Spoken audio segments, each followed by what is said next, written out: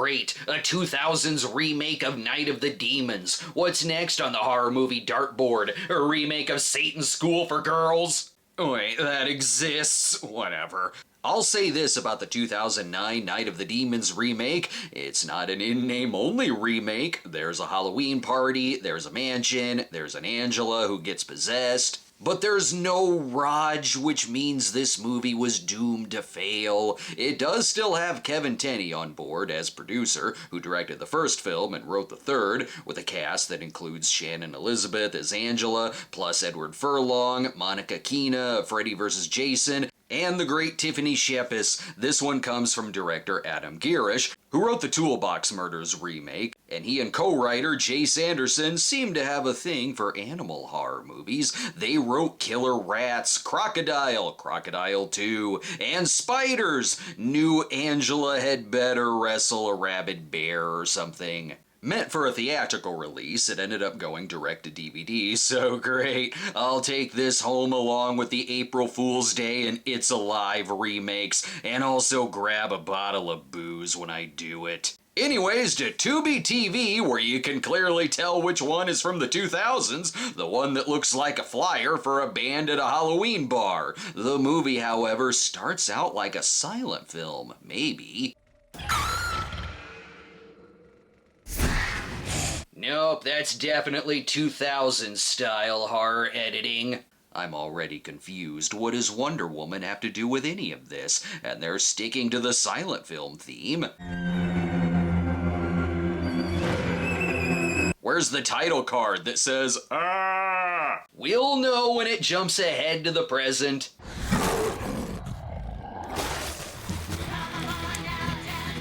This is truly going to be the edgiest of all the Night of the Demons movies. I don't even want to watch the flick anymore. I want to go to this parade. The stock footage Halloween gathering looks off the charts. When it cuts to the actual movie, I'm a bit worried because even the decorations look bored. It's easier for them to get their invitations in this one. They just check their spam folder. I hope they invite the cat and not the cheap jump scares.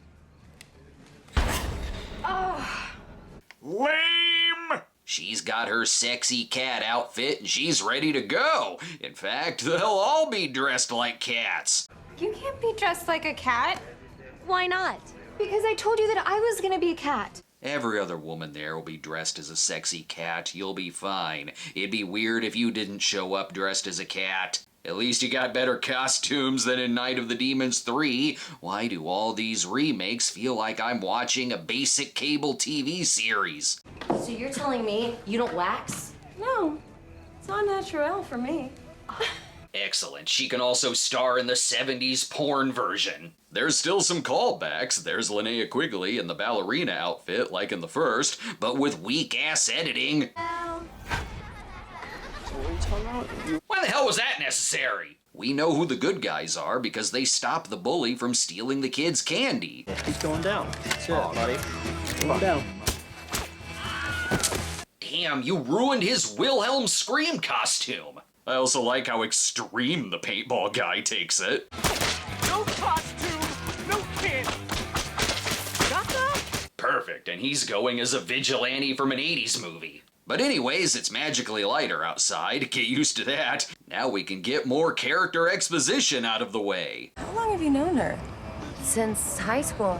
She terrified me, but one summer we ended up working together and got to be friends at Taco Bell. Big mistake not having Taco Bell tie-in products that I could put next to my Godzilla cup holder. And Edward Furlong looks thrilled to be attending the party. You give me a place with an ashtray and a shot of pumpkin vodka and I'm there. He's in a whole other movie going on. What's happening here? Why are drug dealers from a Jason Statham movie now in the film? You see, Colin here is a drug dealer and the ex-boyfriend of Maddie, and I kind of want to stay in this movie as he's in deep shit with drug kingpin Nigel. And I can't show it, but Nigel is getting a blowjob this entire scene. They even bring Hurricane Katrina into it, because this is set in New Orleans, and he wants more drugs on the street because people are depressed. Well, I already like this better than Night of the Demons 3. What? No, I don't want to go back to the Horror Mansion plot. They're already taking their sweet-ass time going inside. Come on, speed it up. Not that kind of sped up. Damn you, horror remake editing. Oh, well, that's why the editing is crazy. It's in the Saw universe. I like where his head's at. He had to meet his drug dealer quota, and this looks like the best place in town to sell his shit. I really wish he were the main character. It'd be like a better version of The Third, where it starts as a crime thriller and he stumbles into a horror movie. Instead, we're stuck with relationship drama. Oh, sorry. Dex! How are you? Don't get into your history together, I don't care. And Satan isn't doing a very good job of blending into this one. The theme to the party must be sitcom shenanigans. Maddie's ex is here, Lily's ex is here, and I don't even know what her costume is supposed to be. I'm myself, only if I bumped into a door. Give it time and the cuts on her head could be real.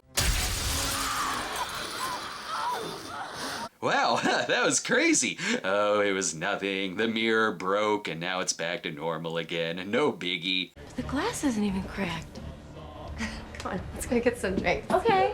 Why worry about supernatural shit when we could be drinking? Oh, and there's Angela finally, breaking the mood of the party by dousing the audience with another exposition dump. Now you fuckers know the legend of Evangeline Broussard, don't you? No, but you're probably gonna tell us anyway. And I was told there'd be games at this party. So this was Evangeline Broussard, who was in love with Louis, and I'm guessing it didn't work out. Great story, Goober! We'll ask you more follow-up questions about Evangeline once we're done with more party editing.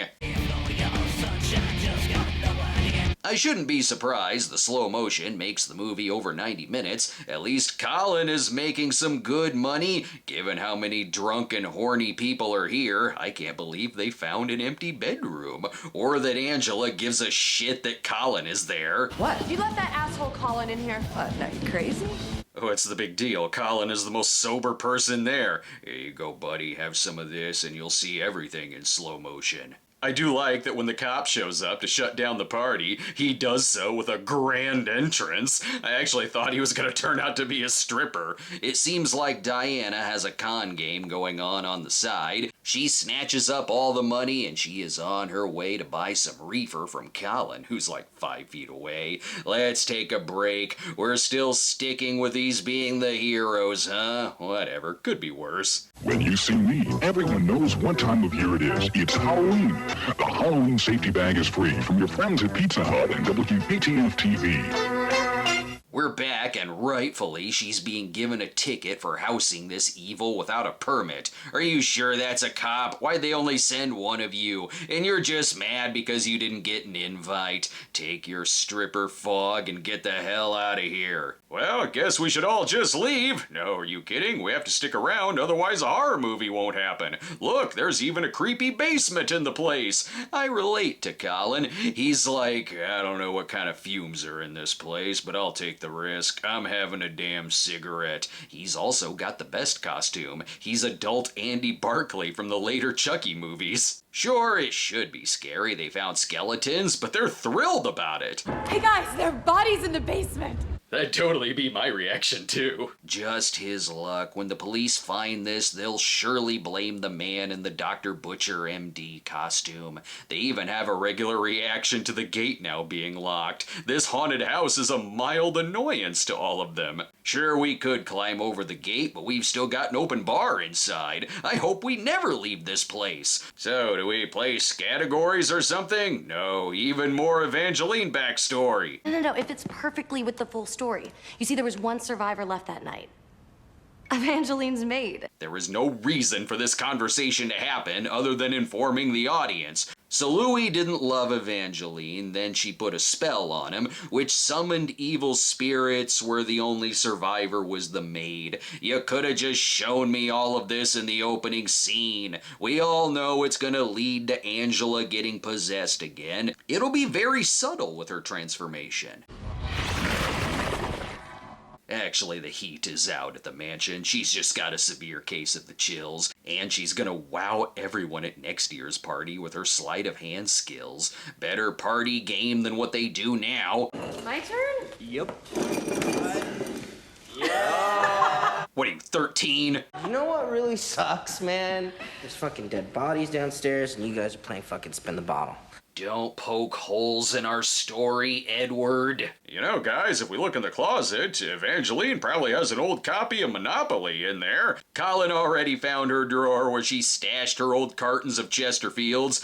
Leave it to Angela to make this game more interesting. She's practically giving him a lap dance and making the girlfriend super jealous, which has either possessed him or is about to make his dick spontaneously combust. Either would make sense. Is this turning her on? What the hell? Yes. Vomit a bunch of half-digested candy corn on me. Whereas Angela found more bottles. Ooh, we're gonna have a spin-the-bottle orgy. Angela's powers seem to be to break up any couple who is in the mansion. You're gonna have to do better than this. In part 3, I saw Angela deep-throat a gun and spit out the bullets.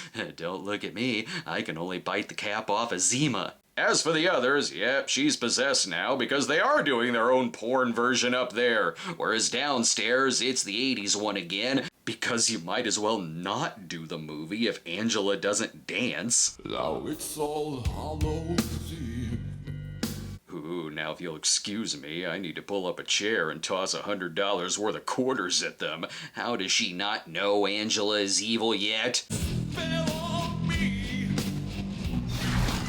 Oof, must be the booze. You look like direct-to-video effects. Here I can tell the composer is Joseph Bishara, who also scored the Insidious movies, while the earlier scenes, I can tell the cinematographer, Euron Levy, also shot Porky's Pimpin' Pee-wee. While outside, great, we go looking for another gate and suddenly we're in Vietnam. Just climb over the damn gate. Forget that, when you gotta go, you gotta go. Gonna pee inside of me, hot stuff. They redo one of the most memorable scenes from the first, the lipstick scene, but of course the effects aren't as good. Hey guys, I just saw her put lipstick in her nipple and pull it out her vagina. That's normal, right? There might be something wrong with her, then? What? Dude, I've seen the vagina lipstick monster too, man. Oh, you don't believe me that that's what happened? She stuck a lipstick in her boob and it fell out of her pussy. That actor was committed to that line. And then Maddie is like, oh yeah, sure, that's what happened. Clearly forgetting that earlier in the night she saw a hand pop out of the mirror. Look at her reaction too when this happens. What the fuck was that? Suzanne? Oh yeah, I bet that was your friend who sped by like the Roadrunner. Classic Suzanne. Always gotta fight her off when she pops up as a demon. This definitely isn't a PG-13 remake, so that's a plus. Sometimes it gets so graphic, I'm wondering if I'm watching an uncut version. It's still Edward Furlong's reactions that are the best part. It wasn't Suzanne. Suzanne has a fucking face. Get me some damn coffee! Here, we'll be safer downstairs with the skeletons. They're already dead, they can't hurt us. And watch it, we're guests at this house. You trying to make a mess? That's just rude. Here we get to see these two fight over who gets to be a badass. Looks like it's in okay shape. How do you know? Paintball.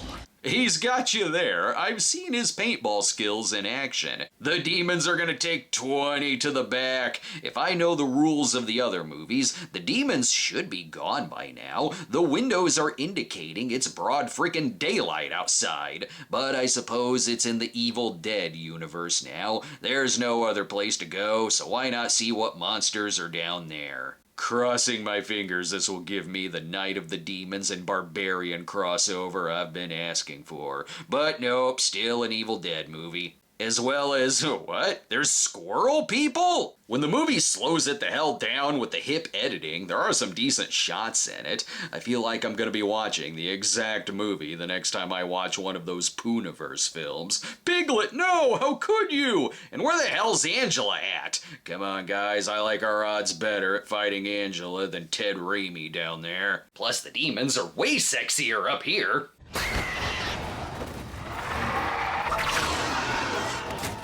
Whatever you do, don't stop. Well, that was a really dumb detour. Wow, we just made this house even more dangerous. But the clues in this escape room are getting easier. Oh my god, now they know the house is evil. It all makes sense now. These symbols are spells. We're safe if we stay in this room. They can't come in here. How do you know that? It also lets her know that the things that are chasing them are demons. No shit. What now? What are you doing? Not another flashback and exposition dump? If demons could possess 7 people over the course of one Halloween night, they'd be free. And that's where Evangeline came in. You're getting all of that from the sacred text on the wall? I don't believe that for a second. You only know that because the screenwriter told you. Yeah, just tell the others about how the people at Evangeline's seance all turned into demons, and that's what led to her hanging herself. The boys look like they're in the mood for story time before their nap. Sometimes she's very specific in her story, and sometimes not. What kind of demon gets cast out of hell? These ones. Perfect, got it. And are you going to explain why it's daylight outside again? It gets light at 6. We wait until dawn. Yeah, dawn happened an hour ago. Let's leave. Or, you know, stick around for the orgy that happens after hours with the haunted house employees. How drunk do these idiots have to be to actually fall asleep while being held up in a room surrounded by demons? Ugh, while they're napping, I'm gonna see what else is on. Okay, we got Law and Order, Organized Crime, NCIS Origins, 911 Nashville. Wait, 911 Nashville? Well, that means... oh god. Oh god, no. And now it's time for Lloyd's Out of Context 911 Nashville Clip of the Week. 3, 2, 1, go, go, go, go. That's it, that's it. Yes, Faith, yes, that's it.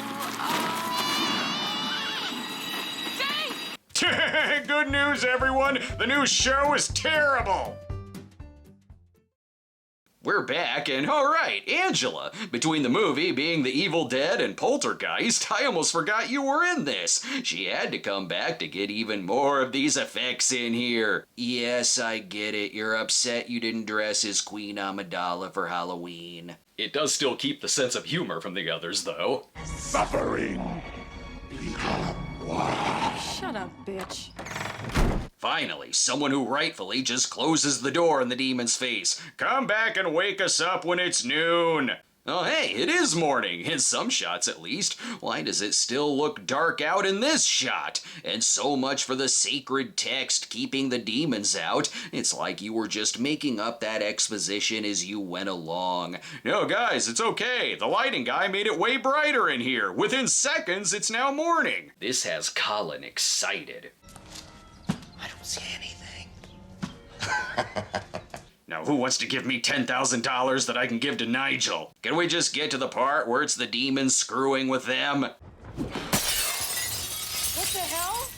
Oh, now you've done it. Now we're in Until Dawn. Hurry, we can make this a music video again.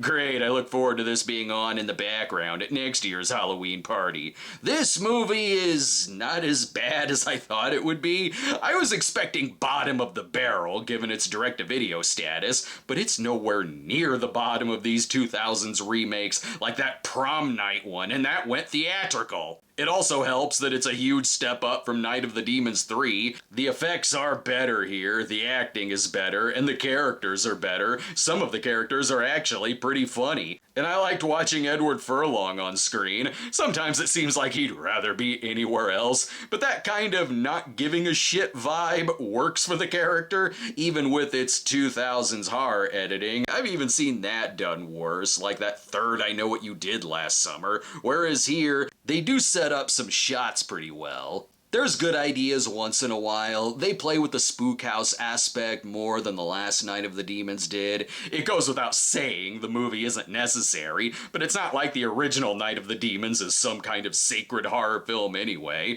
So with this, I can tell the filmmakers at least enjoy the other movies, as it keeps a similar tone and has some nice tributes. It says something that when a character I like turns, I'm like, oh man, I like that guy. As for Shannon Elizabeth as Angela, she's not bad, she's just not in it as much as she should be. She just seems like simply another one of the demons roaming around. Whereas Amelia Kincaid definitely made that role her own. Oh good, is it finally daylight? Oh wait, you didn't have to drop your gun and... what? Why? Just run and hop the gate. Take the chance that they would have dissolved into questionable effects regardless.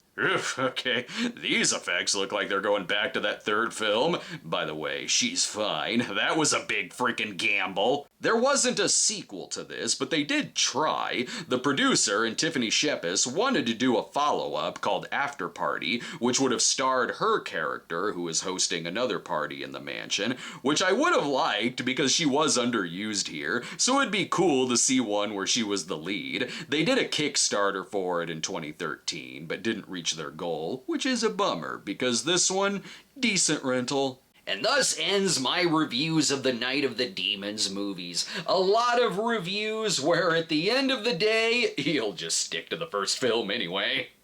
Cats! We're pussy cats!